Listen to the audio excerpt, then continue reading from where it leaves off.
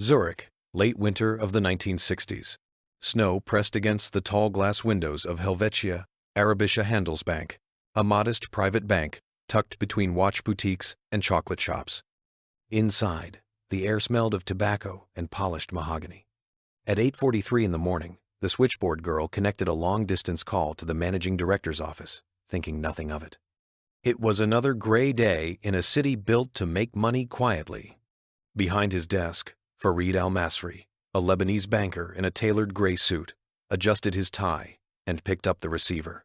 To his family, Farid was the respectable patriarch who had made it in Europe. To his clients, generals, ministers, and arms dealers from across Cairo, Damascus, and Baghdad, he was the man who could turn oil, smuggled antiquities, and unreported state funds into clean Swiss francs. To at least one intelligence service, he was a moving target wrapped in pinstripes. On the line, the voice sounded German, calm, official, a man used to being obeyed. He introduced himself as a senior compliance officer from a major New York correspondent bank that processed Helvetia Arabische's dollar transactions. The language was precise, the jargon correct, correspondent limits, suspicious flows, urgent regulatory directive from Washington. Effective immediately, all dollar clearing for Helvetia Arabische Handelsbank was frozen pending investigation. Any attempt to move funds would trigger automatic reporting to authorities in the United States and Switzerland. Farid felt a slow, cold pressure settle in his chest. A freeze from a correspondent bank did not just mean an inconvenience. It meant that every Arab client who needed dollars for weapons contracts, oil prepayments, and covert procurement would suddenly find their money stuck in the pipes.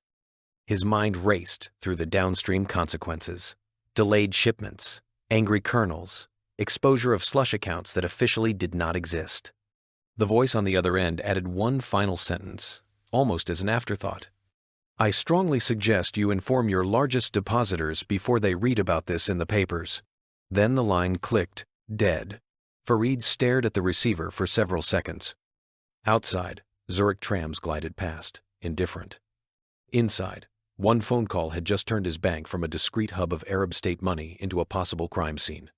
Within 40 minutes, a Syrian Air Force liaison in Geneva would get word and start calling others.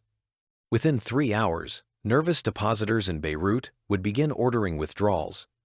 Within 24 hours, a quiet whisper that the Swiss Arab Bank is finished would circle through embassies from Cairo to Kuwait City. Only months later, when the dust settled and Helvetia Arabische Handelsbank lay in ruins, its license revoked, its clients scattered, some investigators in European capitals would start asking the real question. Was this a regulatory action gone wrong, or an intelligence operation? They would discover hints of forged telexes, impossible timing, and a phone call that left no trace in any telephone records. And in a small office in Tel Aviv, a file marked Operation Ledger would be returned to the safe, its front page stamped with 3 words: objective, achieved, deniable. Years before that one phone call, Farid al-Masri had been just another boy from a respectable Beirut family, running errands through the narrow streets of Hamra and listening to adults whisper about coups and currency rates in the same breath. His father kept a small import business alive through war scares and strikes, teaching him that politics came and went, but money always needed a safe harbor. At university in Paris, Farid discovered the world of international finance, correspondent accounts, euro-dollar markets, and the magic of secrecy laws in neutral countries. By the time he returned to the Middle East, he spoke French like a native, English like a banker, and numbers like a second language. To his relatives, he was the proud son who had escaped the chaos and built something solid in Europe.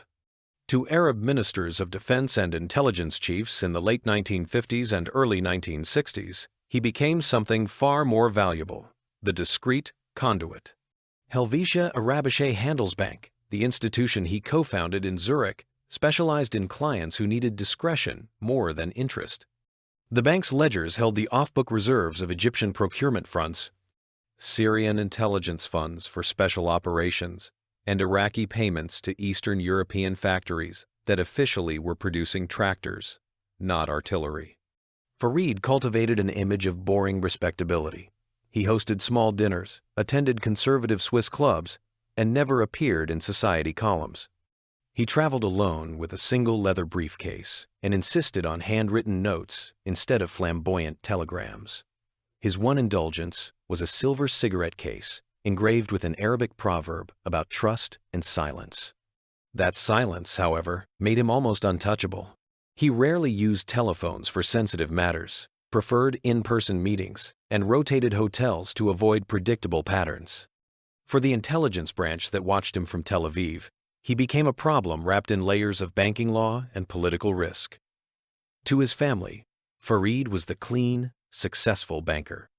To Arab regimes, he was the indispensable fixer keeping their covert procurement machines oiled. To the Mossad's economic warfare desk, he was a threat-level red, the man quietly turning hostile policies into contract payments and weapons systems. Israel's leaders in the early 1960s understood that tanks and planes did not appear on battlefields by magic. They arrived through letters of credit, insurance guarantees, and Swiss bankers who asked few questions as long as the fees were paid on time. Each time, reconnaissance photos showed new Soviet equipment arriving via convoluted routes. Analysts in Tel Aviv traced thin lines on maps that almost always passed through one kind of institution: neutral banks with Arab-friendly directors.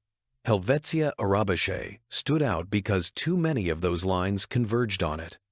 What made Farid particularly difficult to reach was not bodyguards or armored cars. It was his invisibility.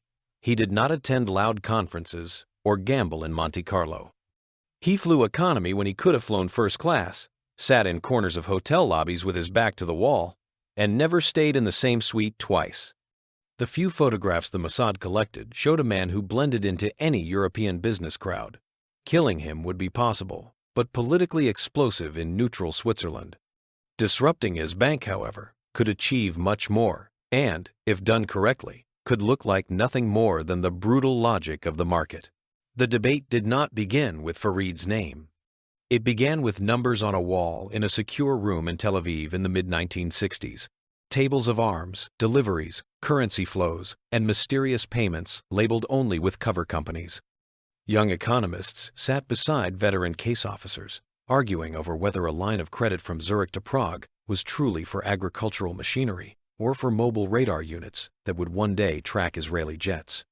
At the head of the table, senior officials from the Mossad and the Ministry of Finance listened as an analyst, with ink-stained fingers, pointed again and again to one institution, Helvetia Arabische Handelsbank. When Egyptian air defense contracts needed financing beyond what official reserves could show, the credit came through Helvetia. When Syrian intelligence funneled cash to militant groups, the clearing messages passed through the same Swiss routing codes. Each time, the bank's modest profit lines grew a little fatter.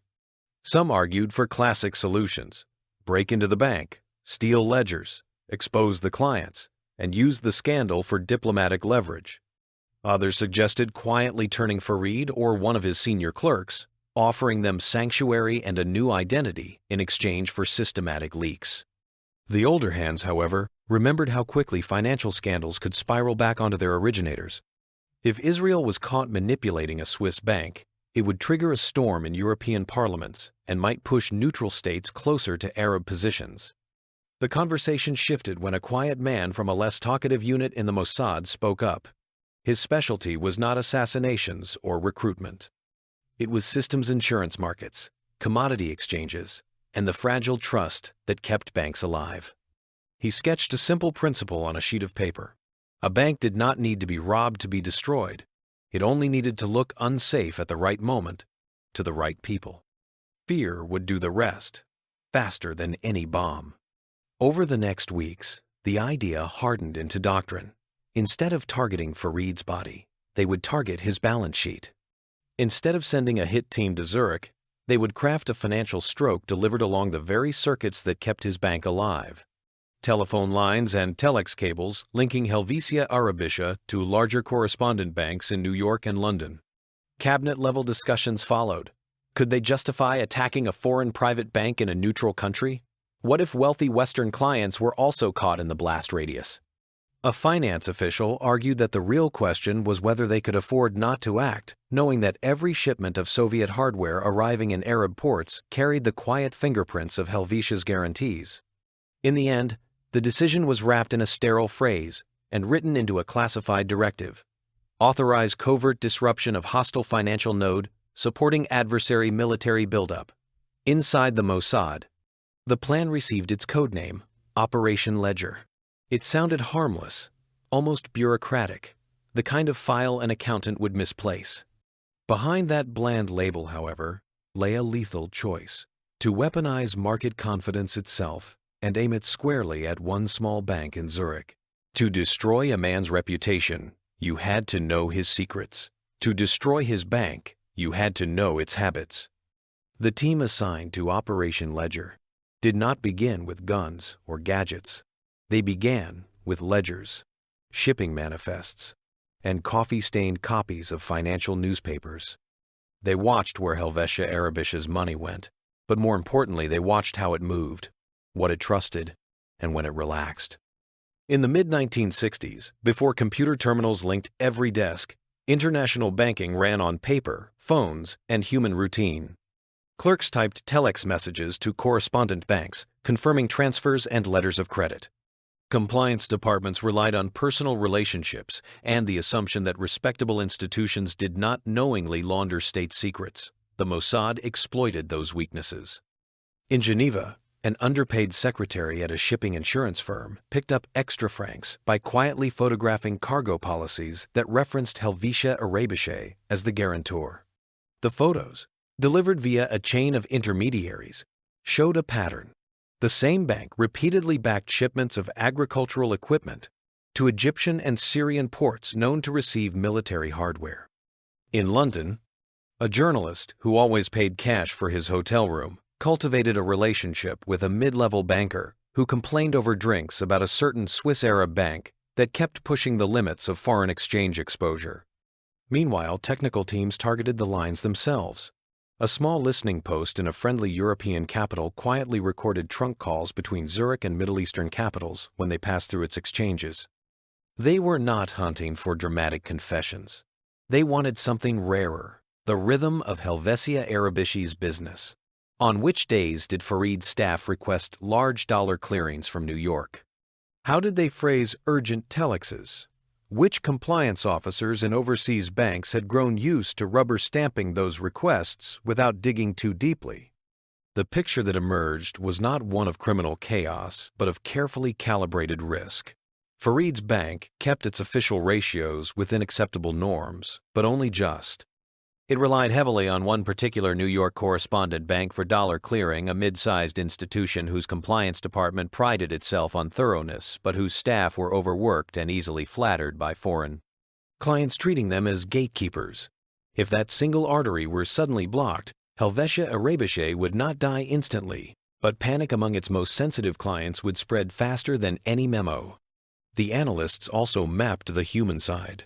They learned that Farid traveled to Zurich at the start of each quarter to reassure key depositors in person, reminding them that Swiss law and his personal ethics guaranteed safety.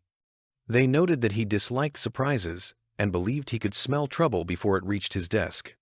They learned the names of his closest confidants at the New York correspondent bank, down to the clerk who always stayed late on Fridays to clear urgent Middle Eastern transactions. Every piece of this intelligence was pinned to a large board in the Tel Aviv operations room, not as decoration, but as a pattern. When the team finally stepped back, they saw the weak point clearly. If they could deliver a credible, urgent, and terrifying communication that appeared to come from that New York bank targeted precisely at Farid at the moment his exposure was widest, they would not need to move a cent. The fear of locked funds and regulatory scandal would move billions for them. Planning Operation Ledger felt less like writing a spy novel and more like drafting a hostile takeover, minus the lawyers. The core question was simple. Why this method, one phone call? And why this location, Farid's office in Zurich, rather than a noisier operation?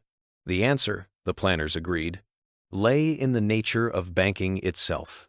Banks did not collapse because of bombs. They collapsed because people believed they might not get their money back. A phone call, the most mundane sound in an office, could carry that poison in a way no explosion could.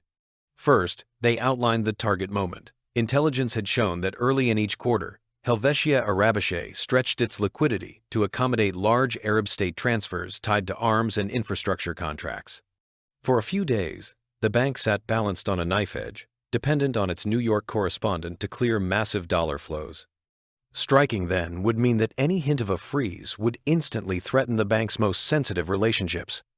Next, they built the legend, the false identity the caller would inhabit. The team collected voice samples and public speeches of real senior officials at the New York bank, studying their phrases, their cautious legal language, their habit of referencing regulators in Washington even when no such regulators were directly involved. They drafted a script that sounded exactly like what a nervous but powerful compliance officer would say if he had discovered that Helvetia Arabice was under quiet investigation for helping funnel money to terrorist groups. The unit responsible for forgeries prepared supporting documentation, a telex template bearing the New York bank's authentic header, watermarks, and routing codes.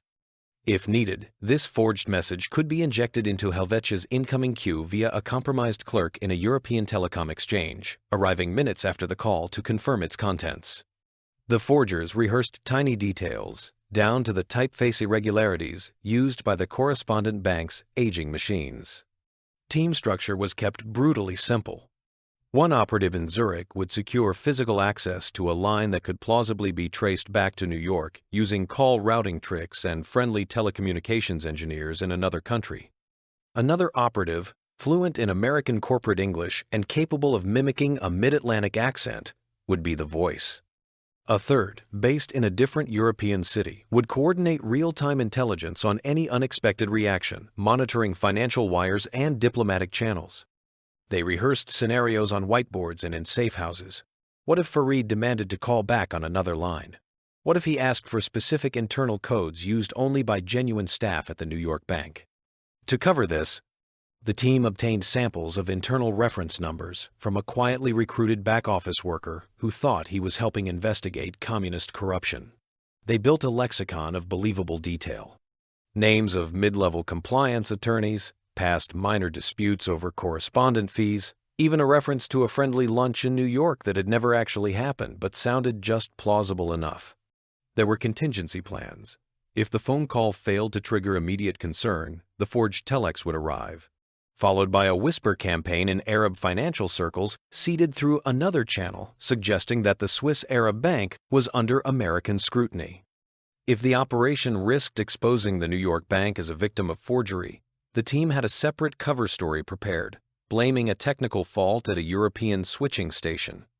And if anything in the plan broke the pattern they expected, if Farid was out of the country, if the New York bank publicly denied any investigation too quickly, Operation Ledger would be aborted. Nothing was more dangerous than a half-finished panic. When the final briefing folder was closed, Operation Ledger looked clean on paper. A few pages of planning, some forged forms, and one scheduled phone call. But everyone in the room understood that behind the simplicity lay something new. They were not sending assassins across borders. They were about to weaponize the trust that kept the global banking system running and aim it precisely at one Lebanese banker sitting behind a polished desk in Zurich. The day chosen for Operation Ledger was a gray Monday in early spring of the late 1960s, the kind that made Zurich feel like a city permanently between seasons. At 7:15 in the morning, an operative using the alias Herr Schneider entered a nondescript office building 2 streets away from Helvetia Arabice. He carried a leather briefcase, a smile for the receptionist, and an access badge forged to mimic those of a telecom subcontractor.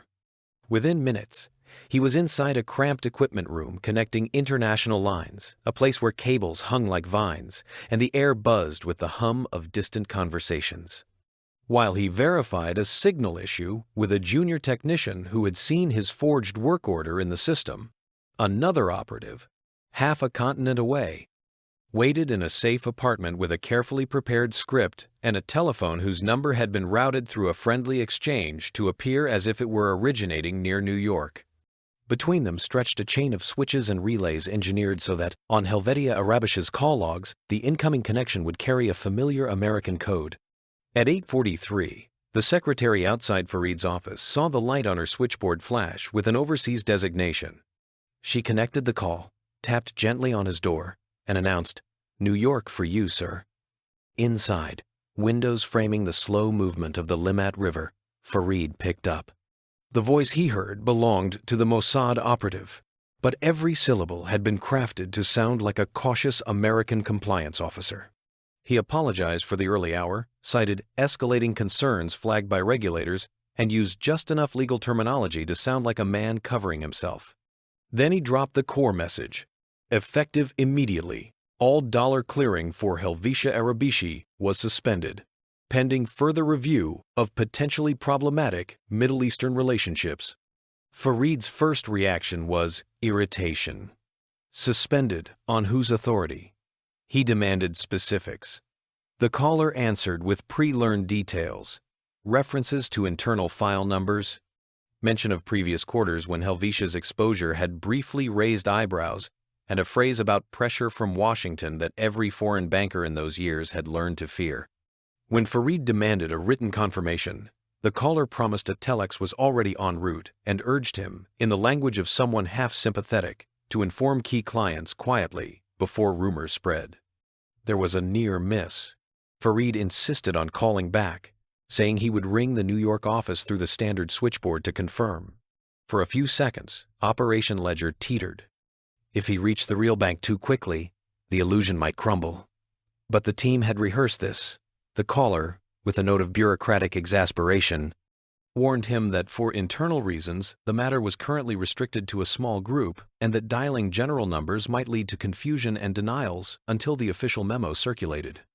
He suggested waiting at least an hour before calling to give us time to brief the front desk. It was a believable lie because it mirrored how real institutions often hid unpleasant news. The conversation ended, and with it, the active phase of Operation Ledger. The operative in the equipment room quietly reversed the call routing adjustments and signed off his fake work order, joking with the technician about Swiss punctuality as he left. The voice at the other end burned his script in a metal ashtray, then dismantled the phone rig. On the streets of Zurich, nothing looked different. Trams still sighed along their tracks, and bankers still hurried past, collars turned up against the wind. Inside Helvetia Arabici, however, a hairline crack had appeared in the facade. As Farid lit a cigarette with shaking hands, he began drafting a list of clients who needed discreet reassurance.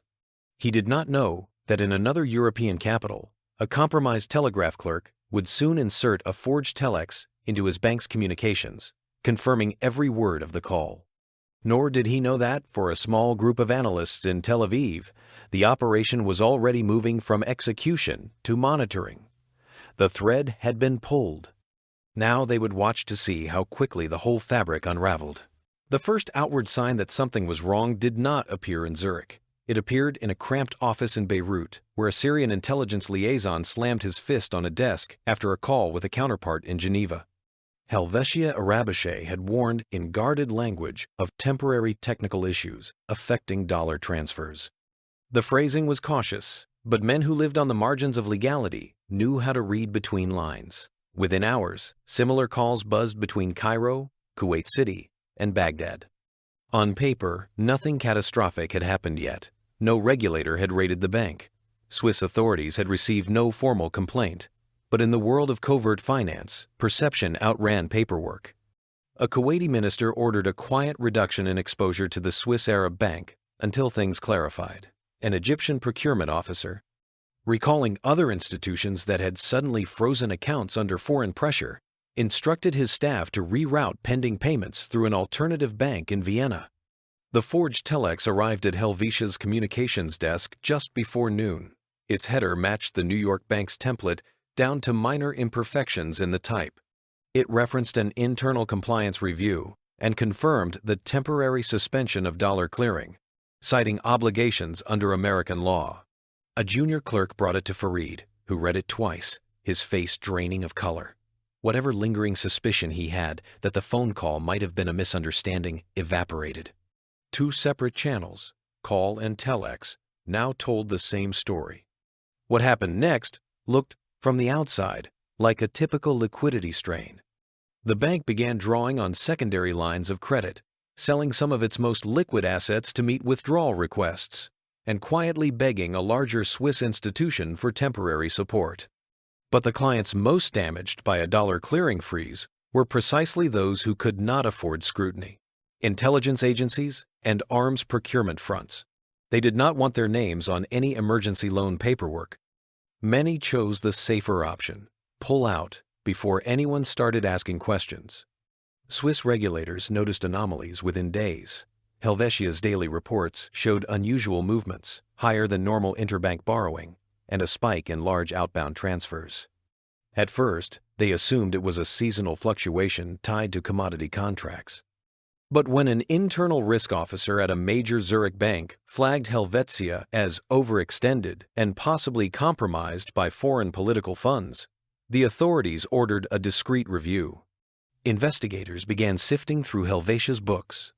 They saw what they expected: Middle Eastern government accounts, state enterprises, and a few suspiciously opaque holding companies, but nothing that screamed criminality by Swiss standards of that era. What unsettled them was the pattern: a web of politically exposed clients, all clustered around a small institution that now seemed to be losing the confidence of its most important correspondent partner abroad. Rumors leaked. A journalist who specialized in financial gossip heard whispers of problems at a Swiss Arab bank and called a contact at a foreign embassy, who in turn asked his own intelligence service for clarification. Somewhere along this chain, someone embellished, suggesting that the bank might be under American investigation for aiding extremist groups. Within a week, the possibility that something was wrong had become, in the minds of many clients, a certainty that something was fatally broken. Formally, Helvetia Arabischi's troubles were discovered when regulators opened an official inquiry into its solvency and risk management. Informally, the real discovery had happened the moment Farid believed the phone call and reshaped his behavior around it. No forensic team ever found a bomb or a poisoned ledger. On paper, the cause looked like mismanagement and overexposure. But anyone fluent in the language of covert warfare recognized the signature: multiple channels delivering the same quiet threat, a target reacting exactly as predicted, and an invisible hand nudging fear along just enough to let the market finish the job. When Helvetia Arabische finally buckled, it did so politely. There were no scenes of customers pounding on locked doors, no soldiers on the steps. Instead, a formal notice appeared in the local papers announcing that the bank had agreed to a temporary suspension of operations pending regulatory review.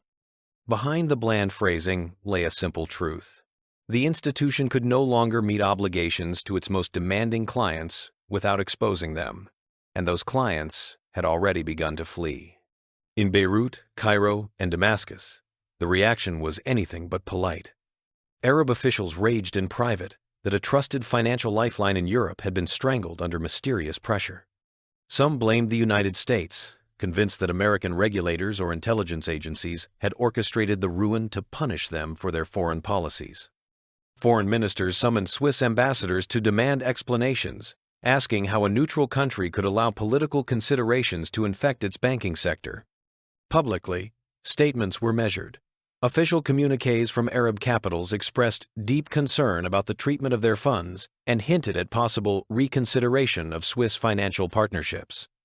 State newspapers framed the collapse as evidence that Western banking centers were tools of imperial pressure.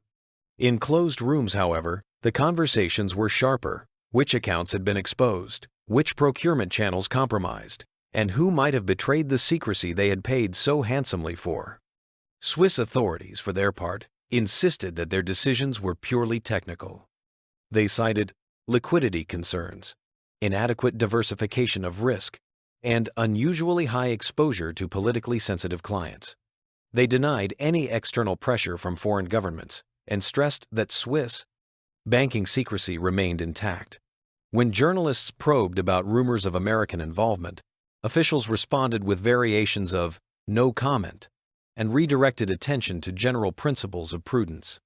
In New York, executives at the real correspondent bank were stunned to learn that their institution was being whispered about in connection with the Swiss Arab collapse. Internally, they launched a quiet review to see whether any of their staff had in fact flagged Helvetia Arabische as a problem. They found nothing that matched the dramatic story swirling abroad. No formal freeze order. No dramatic internal memos. The bankers were not particularly sad to see a borderline client disappear, but they were irritated that their name was being used in diplomatic complaints. In public, they said nothing. Silence, in their world, was often the most efficient denial. In Tel Aviv, Operation Ledger was never mentioned at press conferences. It existed only in sealed reports, where analysts coolly assessed the fallout. Arab regimes had lost a key financial hub in Europe. Future procurement deals would be more complicated, spread across multiple banks in different jurisdictions, each one slightly less efficient and slightly more nervous. At the same time, some Israeli diplomats worried that the operation had nudged Arab states closer to Soviet financial structures, where Western leverage would be weaker. Allies watching from the sidelines took note. European intelligence services filed away the lesson. A bank could be crippled without hacking its systems or stealing its cash. You only needed to touch the beliefs of the right people at the right time. They condemned the idea of weaponizing finance in public, while in private seminars and classified memos, they dissected Operation Ledger's rumored methods with professional admiration. Through it all, the official Israeli line, when the subject arose at all, was simple. We do not comment on such allegations. It was an honest lie. They were not merely refusing to comment on rumors. They were refusing to acknowledge that, in the modern age, a single phone call could be more devastating than a dozen commandos with explosives. In the months after Helvetia Arabische's collapse, the flow of weapons to Israel's adversaries did not stop. Tanks still rolled off ships. Ammunition still crossed borders. On the surface, it was easy for critics inside the Israeli system to argue that Operation Ledger had achieved little. But the analysts who had first built the case against Farid's bank measured success in different units. They looked at delays, cost overruns, and the frantic improvisation that followed the bank's disappearance. Arab procurement networks were forced to scatter their financial operations. Instead of one trusted Swiss hub, they now relied on a patchwork of banks in Vienna, Rome, and Eastern European capitals. Each new relationship required time to build, introduced new points of vulnerability, and increased the risk that a single nervous clerk might flag unusual activity. Deals that had once felt routine now demanded more bribes, more intermediaries, and more exposure to Western monitoring. For Israel, this fragmentation bought something precious: time. A radar shipment delayed by months might arrive too late to effect a planned operation. An air defense system whose financing had to be restructured might never be delivered in full strength. The economic warfare team quietly tracked these disruptions and added them to Operation Ledger's balance sheet of strategic gains. But there was blowback. Deprived of a relatively transparent Swiss channel, some Arab intelligence services turned more aggressively toward Soviet and Eastern Bloc banks that cared little about Western compliance norms. These institutions, wrapped in layers of secrecy and shielded by ideology, were harder for Western agencies to penetrate. They operated in currencies and legal frameworks less responsive to American or European pressure. In trying to close one door, Operation Ledger had nudged its adversaries toward another, darker corridor. There were also unintended human costs. Not every client of Helvetia Arabische had been a spy master or arms buyer. Small businesses, expatriate families, and students with savings accounts found themselves entangled in the collapse. Some lost significant funds. Others spent years in legal limbo trying to recover deposits. For them, the bank's failure was not an elegant operation in a classified report, but a personal disaster. Inside the Mossad, a quiet debate emerged. Had they crossed an invisible line by weaponizing market confidence itself? Traditional operations targeted individuals or specific facilities.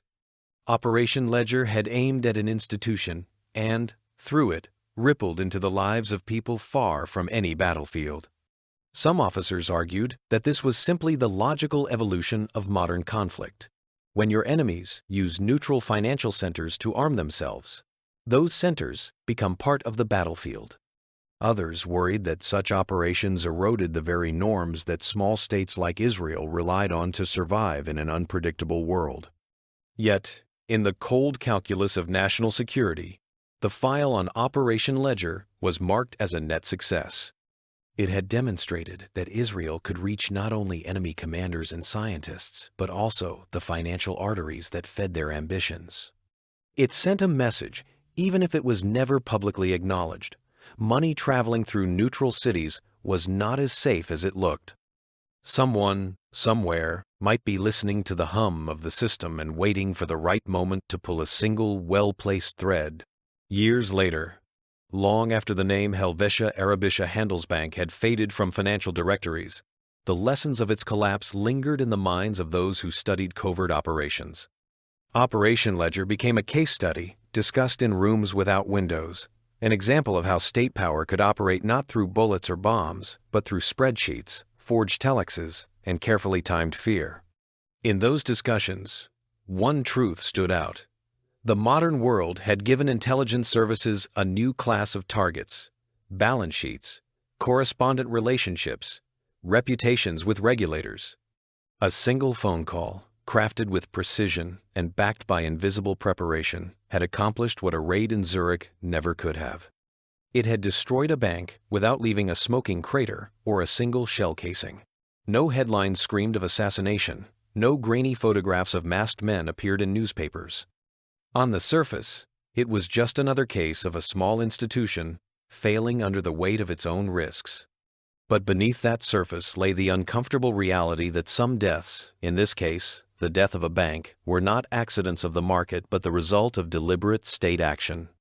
The paperwork told one story, the back-channel cables told another, and the truth lived in between. In the anonymous voice that had spoken of regulators in Washington, in the forged telex that quietly confirmed a lie, in the decisions of nervous clients who chose to flee rather than wait for clarity. For Israel, Operation Ledger showed that survival in a hostile region did not always mean striking tanks or missile sites.